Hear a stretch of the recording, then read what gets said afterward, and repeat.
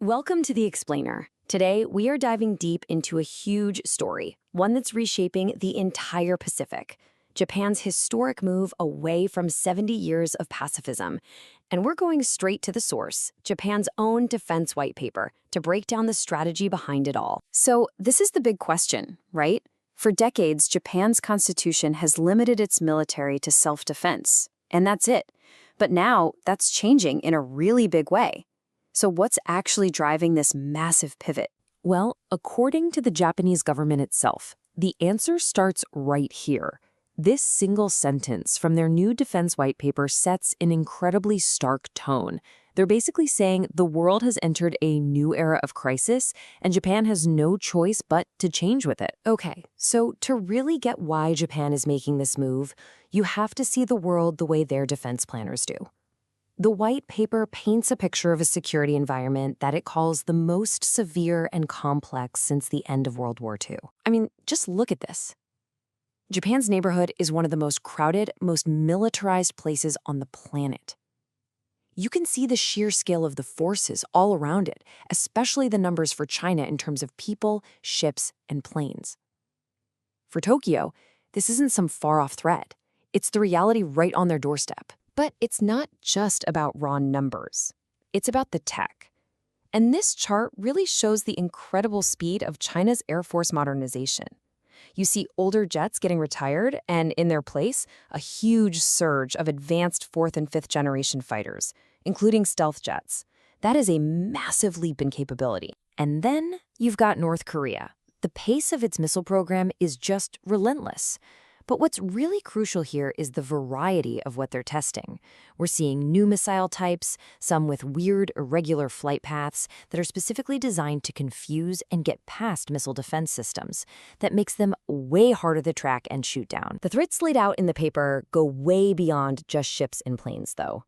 The document talks a lot about these gray zone situations. Basically, hostile acts that are designed to fall just short of an actual war. And it points to these new battlegrounds in information, space, and cyberspace, where conflicts can be happening all the time, often totally unseen. So how is Japan going to respond to this new era of crisis? The strategy has a few different parts, but it all starts at home, with what the government is calling a fundamental reinforcement of its own military. This right here is the single biggest policy change, no question. For the first time since the war, Japan is officially pursuing a counterstrike capability. What that really means is having its own long-range missiles, the ability to hit back at targets deep inside an attacker's territory. It's a massive departure from a purely defensive shield to now include a spear. And getting that spear is just one part of a much bigger puzzle. The whole defense strategy is being rebuilt around these 7 pillars. If you look at them, the big theme here is integration, linking up missile defense with drones, cyber ops with troops on the ground, and making sure the whole system can actually last in a real fight. It's a complete top-to-bottom overhaul. And they are putting their money where their mouth is. This strategic shift is being backed by a huge increase in spending. We're talking a proposed budget of nearly 10 trillion yen for 2025. That's roughly $90 billion.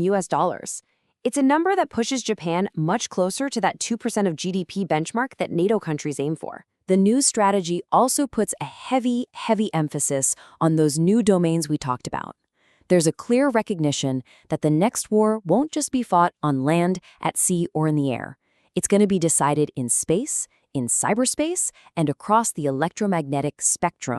And this whole thing isn't just about new gear. It's about people.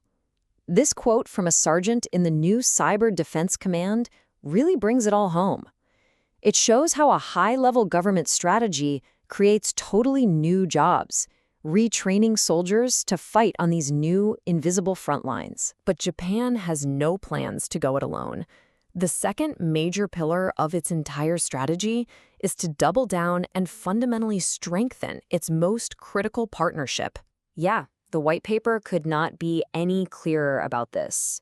The U.S. alliance isn't just one option on the menu.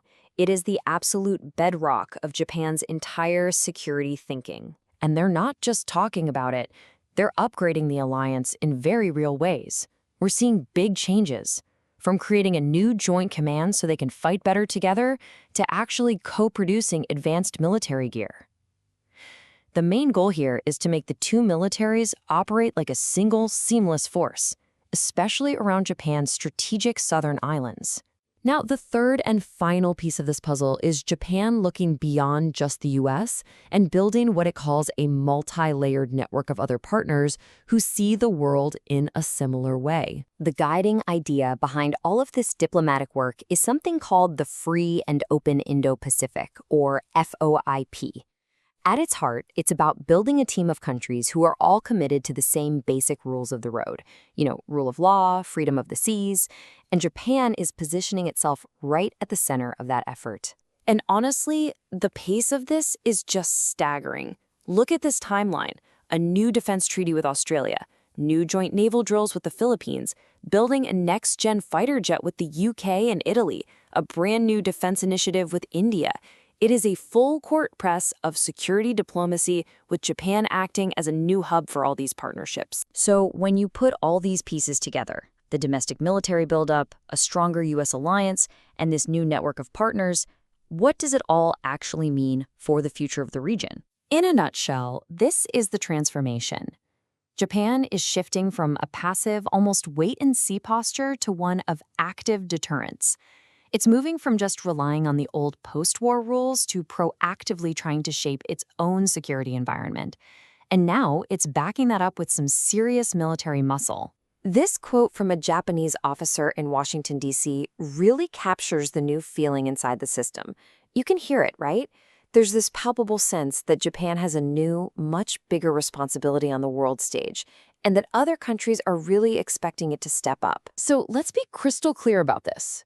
What we're seeing here isn't just some minor policy adjustment. The changes laid out in this white paper represent one of the most important strategic realignments in the Indo-Pacific in decades, and it's going to have consequences for the entire global balance of power. And all of this leaves us with the ultimate cliffhanger. Japan is making a huge bet that by building a stronger military and a web of powerful friends, it can deter aggression and keep the region stable. But as it builds this new shield and spear, the $1 trillion question remains. Will this historic gamble actually work and keep the peace? Or could it unintentionally end up raising tensions even higher? That is the incredibly complex reality of Japan's new era.